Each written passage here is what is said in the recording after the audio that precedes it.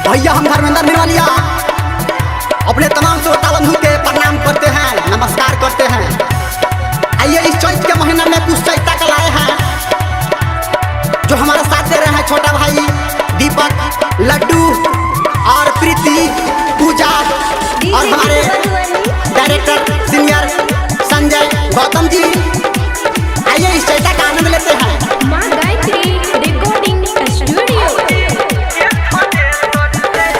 भौजी के थलेसर से भूसा निकल रहा, भौजी के थलेसर से भूसा निकल रहा, भूसा निकल रहा है, दौनी चल रहा है, भूसा निकल रहा है, दौनी चल रहा है।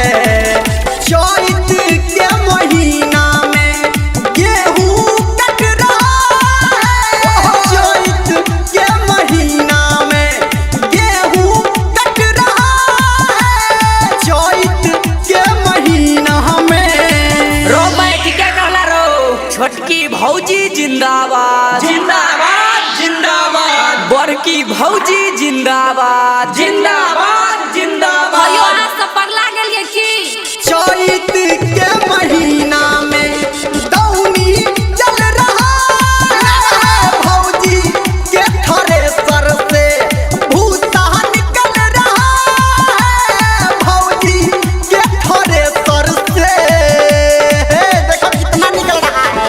ए भौजी की हो हमरो कहीं गहूं मदौनी कर दियो न ये की आना के ना ये करलियो ए खेत और गहूं से रह जाए। हमें हम की करब सर दादा अपना से करू ना। अभी आप सुन रहे हैं सावन की गुडुरा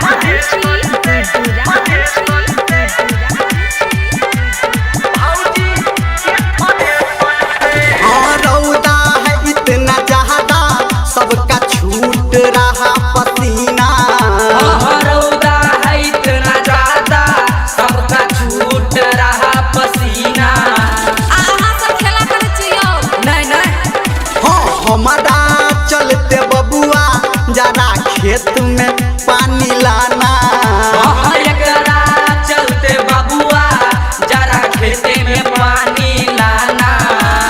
बोझा लेके माथा पे, कौन है बोझा लेके माथा पे देखो मंगला उछल रहा है, भौजी के थलेसर से भूसा निकल रहा है, भौजी के थलेसर से भूसा निकल रहा है, भौजी के थलेसर से।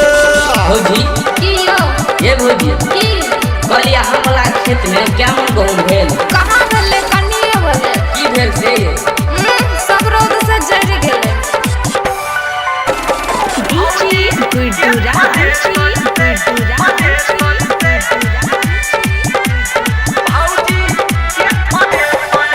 हाँ बहती नहीं है पुरावा न बहती कौन पछिया, बहती नहीं है पुरबा न बहती कोनो पछिया।